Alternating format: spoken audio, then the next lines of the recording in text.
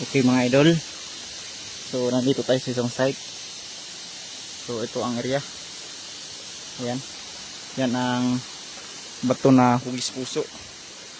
Ayan o, klarong klaro yun mga idol. So yan ay heart sign marker, heart shape siya. So ang kahulugan ng puso ay mahalaga or importante. So dito sa likod, yan ay dalawang bato. So dati ay isa yan, pero hinati sa gitna para maging dalawa. So ang kahulugan yan ay to divide deposit. So yan, so dalawang deposito ang nakatago dito sa isang area. So doon tayo sunahan mga idol. So yan, so yan nakikita nyo na yan, yan ay isang marker. Dahan-dahan lang tayo mga idol dahil tag-ulan ngayon at medyo madulas yung mga bato. So ito ang area. Yan, ito ay isang falls. So yan, napakaganda ng area dito mga idol. So doon yan o, yan isang falls yan. So merong kuweba sa ilalim. Ito yung bato. Yan, dalawang bato na malaki. So magkatabi. Yan ay kanji marker. Yan. So hindi siya perfect na kanji, pero kanji marker talaga yan. Sa treasure hunting, ang kahulugan yan ay big o malaki. So hindi natin masasabi kung anong ibig sabihin ng malaki na yan. Siguro malaking deposito ang nakatago sa area nito. So ano kaya sa palagay ninyo? So dito sa harapan ay mayroong hagdanan. Yan. 1, 2, 3, tapos paakyat sa taas. Okay. So dito tayo.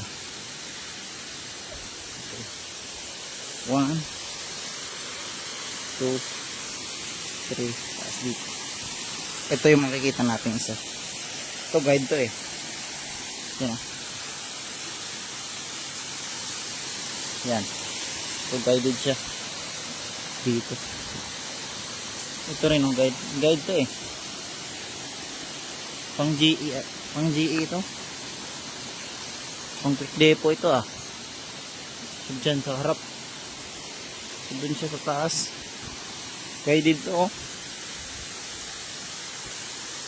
Marker ito eh. Yan oh. Tingnan nyo sa taas. Wait lang. So yun mga idol oh. Tingnan nyo. Yan, kabila. Diba? Yan lang yung may tubig na ginawa. Yan. Yan. Para siyang tulis ng araw. Ito, guided to oh. Patungo doon. Tapos ito, sa kabila, dito. Dito sa taas. Diba wala nang ibang guhit. So ito lang. Ito lang siya.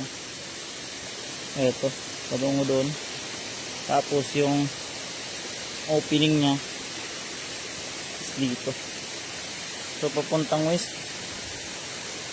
Doon. Opening.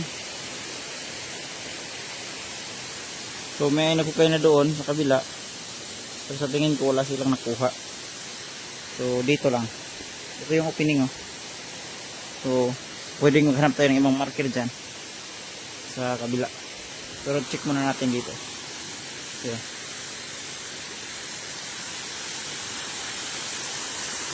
malaki ang bato na to, dalawa magkabila, yung kanji marker at yung falls na yan. So may sabi na may nag-comment doon sa video natin na nakuha na daw kasi yun oh, yung butas na yon. Sa total lang maglapitan natin yan, may butas talaga yan eh. Nagulat din ako sa nag-comment doon. At yun yung kuweba sa likod ng bagsakan ng falls na yan. So inakyat ko na din yan.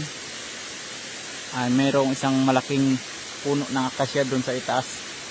So siguro yung sinasabi ng big na sign na yan ayun yung puno ng akasya doon sa itaas ng falls na yan.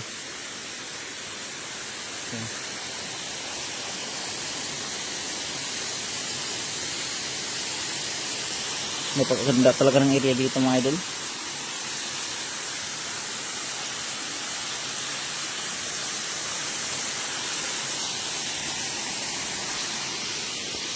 Yung hagdanan pababa. Ang ganda ng pagkagawa eh. Huh?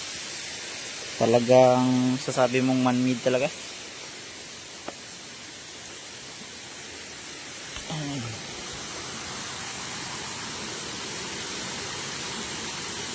Yan o. Talagang mayroon tong tinuturo itong mga to.